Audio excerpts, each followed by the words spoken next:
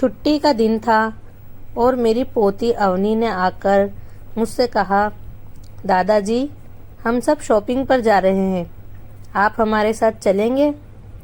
तो मैंने कहा, नहीं बेटा, बाहर मौसम ठीक नहीं है, तुम लोग चले जाओ, मगर देखना बारिश में ज़्यादा भीगना मत। तो अवनी ने कहा, ठीक है दादाजी, आप घर में ही रहिए, हम जल्दी आ जाएंगे और माँ ने खाना बना दिया है, आप खा लीजिएगा। मैंने अपनी पोती से कहा कि बेटा अगर तुम लोगों को जाने में देर नहीं हो रही हो तो मुझे एक कप चाय बना दो। तो मेरी अवनी चाय बनाने के लिए चली गई। वो 8वीं कक्षा में पढ़ती थी और बहुत समझदार थी, पढ़ाई में बहुत होशियार भी थी। पढ़ाई के साथ साथ उसे घर के कामों में भी बहुत दिलचस्पी थी। मेरी पोती मेरा बहुत ध्यान रखती थी। मेरे कहने पर वो झट से मेरे लिए एक कप चाय बना लाई। फिर अवनी ने मुझसे कहा, दादाजी मैंने आपकी कुर्सी बालकनी में लगा दी है और आप मौसम का मज़ा लेते हुए चाय पीजिएगा। और मैं फिर बालकनी में जाकर कुर्सी पर बैठ गया और चाय पीने लगा। मैं घर में अकेला था और बारिश का मौसम तो पहले से ही बन चुका था और मेरे बालकनी में आकर बैठने के बाद धीरे धीरे बारिश शुरू हो गई। बरसती हुई बारिश और उन ठंडी हवाओं के झोंकों ने मुझे मेरी जवानी के वक्त में पहुंचा दिया। उस दिन भी बारिश हो रही थी। ठंडी हवाओं के झोंकों में मैं एक 25 साल का नौजवान अपनी छत पे खड़ा था। उस ज़माने में इतने ज़्यादा फ्लैट नहीं हुआ करते थे। बारिश के मौसम में लोग अपनी अपनी छतों पर बारिश का मज़ा लिया करते थे। उस दिन मैं भी बारिश में भीगने के लिए अपनी छत पर गया था। मुझे अंदाज़ा भी नहीं था कि आज की बारिश मेरी ज़िंदगी में बहुत नए रंग बिखेरेगी। मैं मौसम का मज़ा ले ही रहा था कि इतनी देर में सामने से थोड़ी दूर वाली छत पर एक लड़की शोर मचाती हल्ला गुल्ला करती हुई आई। वो छत पर कूदने लगी। किसी निर्दोष पंछी की तरह वो बारिश में खुले दिल से चहक रही थी। जब तक मेरी नज़र उस लड़की पर नहीं पड़ी थी तब तक मैं सिर्फ मौसम को ही खूबसूरत समझ रहा था। रिमझिम गिरती हुई बारिश की उन बूंदों की सुंदरता को ही निहार रहा था। लेकिन जब मैंने उस लड़की को देख लिया था मुझे और कुछ नज़र ही नहीं आ रहा था। फिर अचानक उस लड़की की नज़र जैसे ही मुझ पर पड़ी वो चौंक गई। वो मेरे सामने खड़ी थी। मैंने उसके चेहरे को ठीक से देखा और जब उसने मुझे देखा कि मैं उसे ही देख रहा हूँ तो वो वहाँ से भाग गई। मैंने आज तक किसी लड़की को ऐसे निगाह भर के नहीं देखा था जैसे आज उस लड़की को देखा। जाने क्या बात थी उसमें। उसके वहाँ से जाने के बाद भी मैं वहीं देखता रहा कि शायद वो वापस आ जाए। हाँ, ये सच था कि वो लड़की अकेले छत से नहीं गई थी बल्कि मेरा दिल भी अपने साथ ले गई थी। अब बस मैं उसे देखना चाहता था। उसका नाम, वो कौन है, सब कुछ जानना चाहता था। फिर मैं छत से नीचे उतर आया और फ्रेश होकर अपने दोस्त के पास चला गया। हमारी सोसाइटी के पीछे वाली गली में ही उसका घर था। मैं उसके घर के बाहर गया और उसे आवाज़ लगाई। उसकी मम्मी ने दरवाज़ा खोला और मुझे कहा कि अनुराग बेटा, तुम अंदर बैठकर इंतज़ार कर लो, आशीष अभी घर पर नहीं है, मैंने उसे सामान लेने मार्केट भेजा है।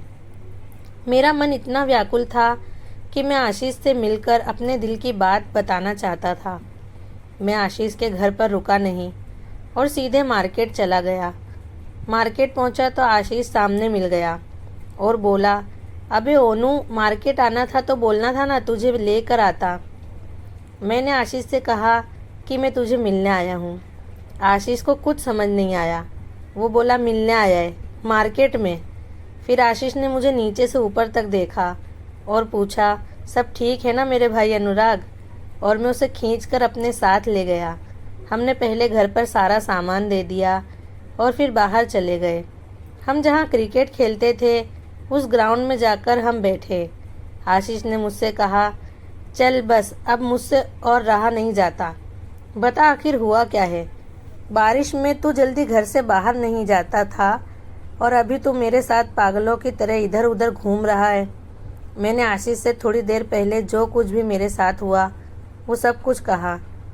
आशीष मेरी तरफ हैरानी से देखने लगा और ज़ोर ज़ोर से हंसने लगा और बोला कि वो उस लड़की को जानता है, वो लड़की उसकी कज़िन है और वो लोग यहाँ नए नए शिफ्ट हुए हैं और उसी की शादी करने के लिए उसके चाचा चाची यहाँ आए हैं। मैंने आशीष से पूछा, क्या तेरे चाचा चाची को उसके लिए लड़का मिल चुका है? आशीष ने कहा, नहीं, अभी तक तो नहीं मिला है, लेकिन ये वही लड़की है जिसके बारे में कुछ दिनों पहले आंटी जी ने तुझसे पूछा था और तूने तो मना कर दिया था। मैंने भी चाचा जी से कह दिया कि हम कहीं और रिश्ता ढूंढते हैं। मैंने आशीष से कहा कि तूने जब पूछा था तब तो मैंने उस लड़की को देखा ही नहीं था।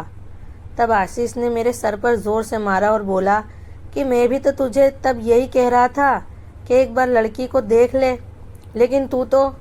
इतने में मैंने आशीष का मुंह बंद कर दिया और कहा, मेरे भाई, अभी क्या करना है वो बता, प्लीज़ मेरी मदद कर। आशीष बोला, मैं क्या करूं? चल अब मम्मी के पास, मम्मी को मना लेते हैं और मेरी मम्मी तेरी मम्मी से बात कर लेंगी और सब रिश्ता लेकर चलते हैं। फिर हम आशीष की मम्मी के पास गए। आशीष ने उसकी मम्मी से कहा, मम्मी, अनुराग प्रिया से शादी करने को राज़ी है। मम्मी, आप अनुराग के घर चलो और उसकी मम्मी को लेकर हम चाचा जी के यहाँ रिश्ता लेकर जाते हैं। आशीष की मम्मी राज़ी हो गई और फिर तैयार होकर वो आशीष के साथ मेरे घर आई। मेरे बाबूजी भी घर पर थे।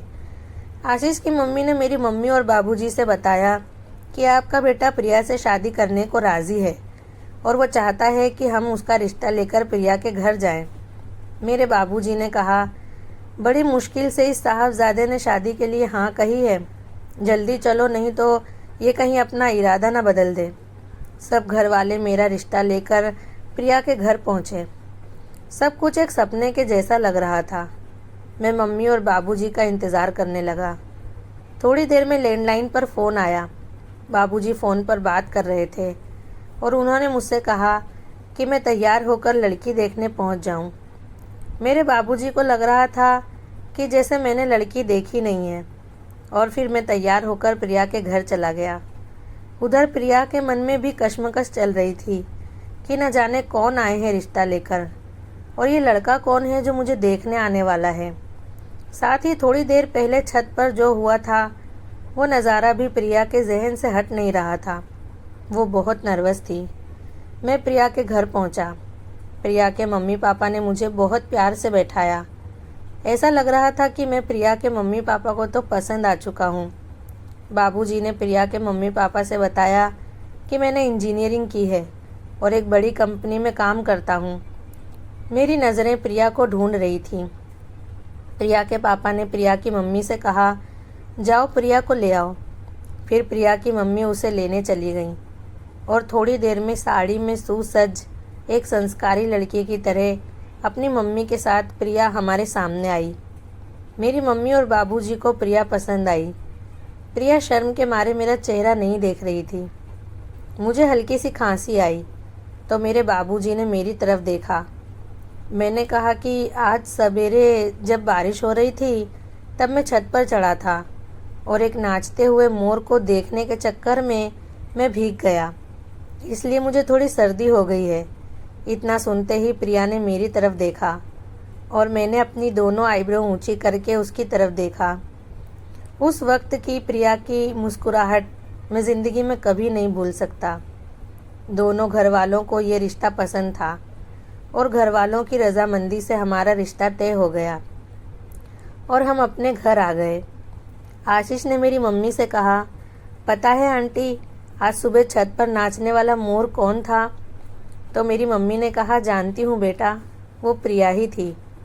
तभी तो हमारे ओनू बाबू की आईब्रो ऊंची नीची हो रही थी और मैं शर्माते हुए छत पर चला गया। मुझे पता था कि प्रिया भी छत पर ज़रूर आएगी। मैं छत पर टहल ही रहा था कि इतने में प्रिया भी अपनी छत पर आ गई। अगर ये आज के ज़माने की बात होती तो अभी तक तो मैं और प्रिया बाइक पर बैठकर कहीं लॉन्ग ड्राइव पे चले गए होते, लेकिन ये 35 से 40 साल पहले की बात थी। तब रिश्ता तय होने के बाद लड़का लड़की एक दूसरे से मिलते नहीं थे। मैंने और प्रिया ने एक दूसरे को दूर से देखकर ही तसल्ली कर ली। फिर कुछ दिनों में हम दोनों की शादी हो गई। मैं बहुत खुश था। शादी के बाद प्रिया ने मुझसे पूछा, अगर मैं शादी के लिए मना कर देती तो मैंने कहा, फिर मैं सारी उम्र शादी ही नहीं करता। तुमसे मुझे पहली नज़र में ही प्रेम हो गया था, और जैसे ही मैंने अपने प्रेम की अनुभूति की, वैसे ही तुम्हारी तलाश जारी कर दी। तुम्हारा मिल जाना मेरा नसीब है, और जीवन भर तुम्हारे साथ ही रहना चाहता हूँ। इतने में बारिश बंद हो गई और मैं अपने अतीत की उन सुनहरी यादों से बाहर आ गया। दोपहर के खाने का वक्त हुआ और मैं बालकनी से उठकर डाइनिंग टेबल के पास गया। खाना ढका हुआ रखा था। मैंने प्लेट हटाकर देखा कि बहू ने क्या बनाया है, तो मैं खुश हो गया। बहू ने मेरे पसंद की पालक पनीर की सब्ज़ी बनाई थी। मैंने पेट भर के खाना खा लिया और घर को लॉक करके मैं नीचे गार्डन में टहलने चला गया। मैं ऊपर आने ही वाला था, इतनी देर में अवनी ने आवाज़ लगाई, दादाजी हम आ गए। और मैं अपनी बहू और पोती के साथ अपने फ्लैट में चला गया। अवनी ने कहा, देखिए दादाजी हम क्या क्या खरीद के लाए हैं। मम्मी मैं दिखाऊंगी, मुझे दो। मैंने अवनी से कहा, बेटा आराम से। फिर मेरी बहू ने कहा, बाबूजी आप नाराज़ तो नहीं होंगे। मैंने कहा, पहले दिखाओ तो सही। तो अवनी ने मुझे जो दिया उसे देखकर मेरी आंखों में आंसू आ गए।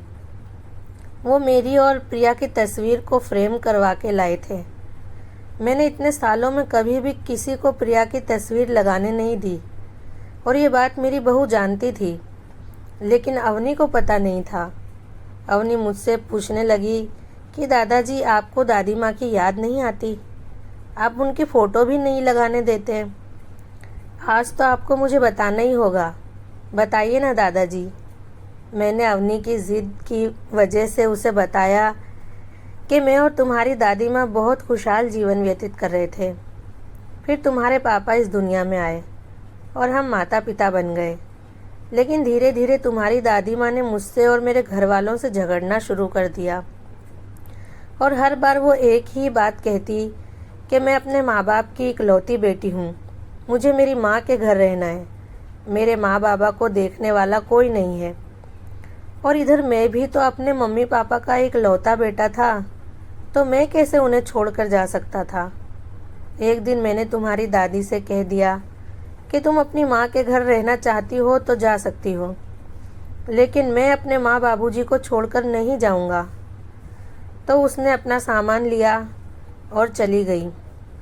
वो तुम्हारे पापा को भी साथ ले जाना चाहती थी, लेकिन मैंने उसे ले जाने नहीं दिया। ज़िंदगी में पहली बार मैं इतना कठोर बन गया था कि मैंने एक माँ से उसके बच्चे को छीन लिया, लेकिन वो मेरा भी तो बेटा था, मैं भी तो एक बाप था। प्रिया के मुझसे दूर जाने का दर्द तो मैं सह नहीं पा रहा था, तो फिर बेटा भी वो ले जाती तो शायद मैं जी नहीं पाता। प्रिया ने ज़िद तो बहुत की थी कि मैं उसे अपने बेटे को ले जाने दूं, लेकिन मैंने भी उसे कोर्ट तक जाने की धमकी दी, तो प्रिया ना जाने क्या सोचकर अकेले ही चली गई। उसका मुझसे दूर जाने का फैसला मजबूरी थी या खुदगर्जी, मैं जान नहीं सका। लेकिन उस दिन के बाद मैं तुम्हारी दादी माँ से कभी नहीं मिला, और ना ही उसकी ऐसी कोई निशानी या तस्वीर रखी जिसे देखकर मैं कमज़ोर हो जाऊं। मैंने शादी के बाद प्रिया से वादा किया था कि वो जीवन भर मेरे साथ रहेगी। वो वादा प्रिया ने नहीं निभाया, और मैंने प्रिया से कहा था कि उसके अलावा मेरे जीवन में कोई और पत्नी की जगह नहीं ले सकता। तो प्रिया के जाने के बाद मैंने दूसरी शादी नहीं की। बस बेटा यही वजह है कि मैंने कभी तुम्हारी दादी माँ की तस्वीर नहीं लगाई। अवनी भावुक हो गई, मेरे पास आ गई और बोली, एक बात पूछो दादाजी, आपको दादी माँ की याद नहीं आती? और वैसे ही दरवाजे की घंटी बजी। बहू ने दरवाज़ा खोला, फिर मुझे आवाज़ लगाई, बाबूजी आपसे कोई मिलने आया है। और मैंने कहा, कौन है? तो मेरा बेटा अपनी माँ के साथ दरवाजे पे खड़ा था और मुझसे पूछा, हम अंदर आ जाए बाबूजी? मैं कुछ बोल नहीं पा रहा था। बस एक नज़र अपनी प्रिया को देखता रहा। फिर मेरे बेटे ने मुझसे कहा कि मैं चोरी चुपके माँ से मिलता रहता था, लेकिन अब तो वो बिल्कुल अकेली हो चुकी थी। नाना नानी के देहांत के बाद अब उनका वहाँ कोई नहीं था। और आप भी मुझे आजकल कुछ उदास नज़र आते थे, इसलिए मैं आपसे पूछे बिना माँ को घर ले आया। आपकी अनुमति हो तो क्या माँ हमारे साथ रह सकती हैं? तो मैंने अपने बेटे से कहा कि इनका मुझे मिलना मेरा नसीब है और मैं हमेशा इनके साथ रहना चाहता हूँ। इतना सुनते ही प्रिया मुझसे मिलके रोने लगी। मैंने उसे चुप कराया। इतने में फिर बारिश होने लगी और मैंने कहा, याद है तुम्हें जब हम पहली बार मिले थे तब भी बारिश हो रही थी, और आज बरसों के बाद हम मिले, आज भी बारिश हो रही है। तो हमारी पोती अवनी बोली, चलिए दादाजी बालकनी में दादी माँ के साथ बैठिए, मैं आप दोनों के लिए चाय बनाकर लाती हूँ। और सब अवनी की बात सुनकर हंसने लगे। हमारा परिवार पूरा हो गया। मेरे बेटे को उसकी माँ और मुझे मेरी प्रिया वापस मिल गई। दोस्तों, आपको आज की कहानी कैसी लगी कमेंट में ज़रूर बताएं। और अभी तक आपने मेरे चैनल को सब्सक्राइब नहीं किया है तो जल्दी से सब्सक्राइब कर लें। और कहानी पसंद आई हो तो एक लाइक ज़रूर करें।